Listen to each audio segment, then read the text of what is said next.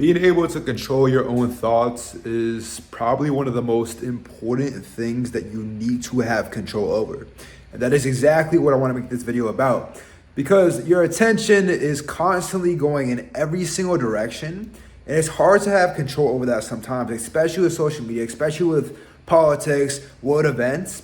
And that's exactly why my belief is that you can't entertain any of that stuff. So this is a belief that I've had for quite a long time now, and forgive me if there's construction in the background. I'm in Miami, Florida right now, and construction is pretty fucking heavy. But I've been on self-improvement for probably over a year and a half, and it's completely changed everything about my reality. From the point a year ago where I was extremely unproductive, lazy, not wanting to do anything, I constantly gave into the easy stuff.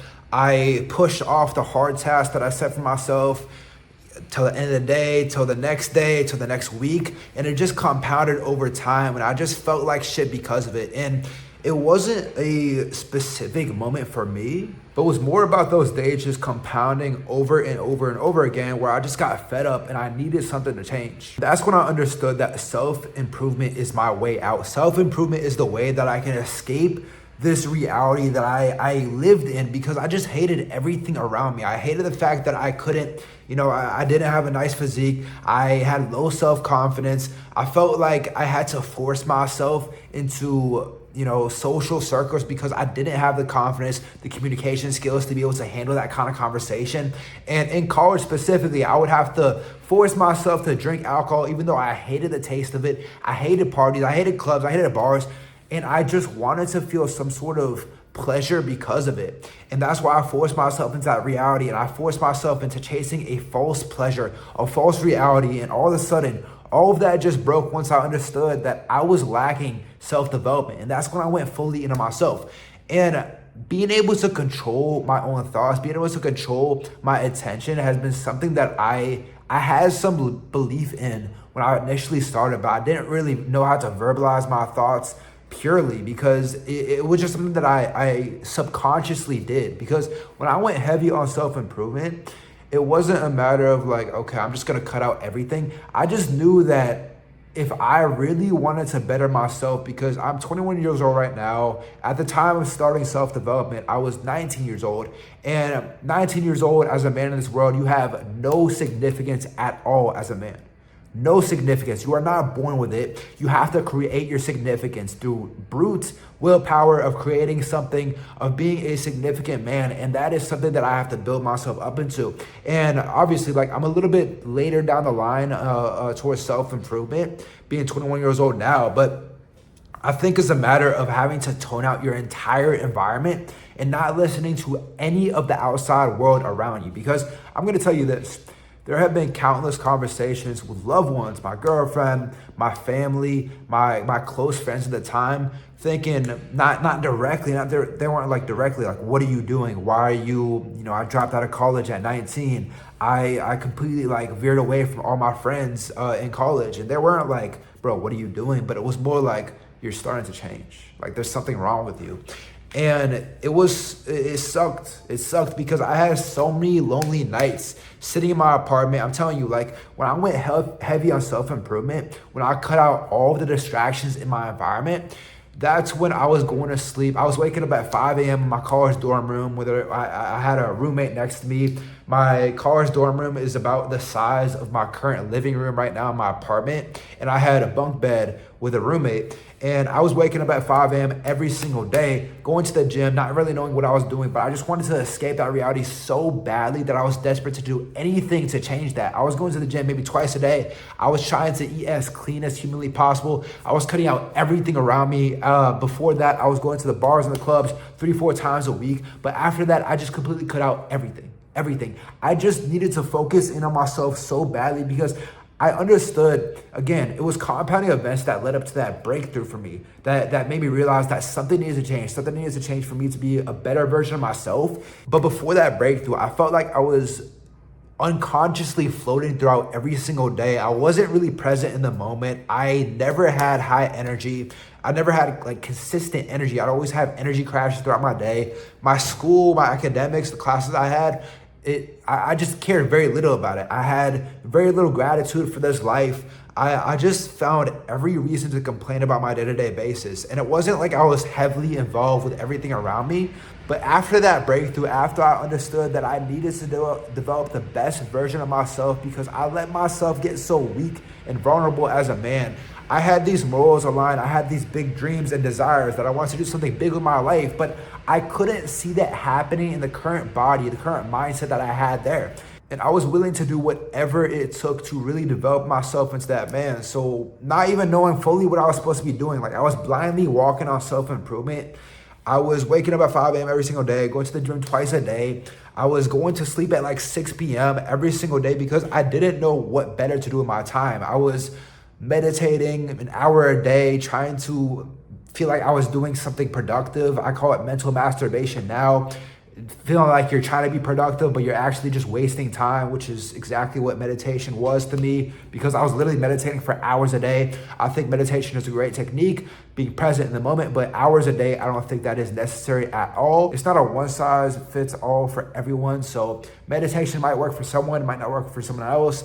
And I didn't really think that it helped me as much. So I didn't really feel the need to meditate. But it did ground me. It did make me feel present in the moment. But the point is that I wouldn't be able to build the best version of myself if I didn't tone out all of the noise around me. And I'm telling you, it's so easy to get caught up with everything going around you in your life. I know it's hard to ignore personal events because they're directly affecting you, but I'm talking about the nonsense, right? Because I was talking to one of my boys the other day and he made a great point. When you're scrolling your phone, you are seeing the success of other people because 99% of the content you see on social medias is all viral content. So it's literally just like an excerpt of the past of a very spiked emotion that goes super viral.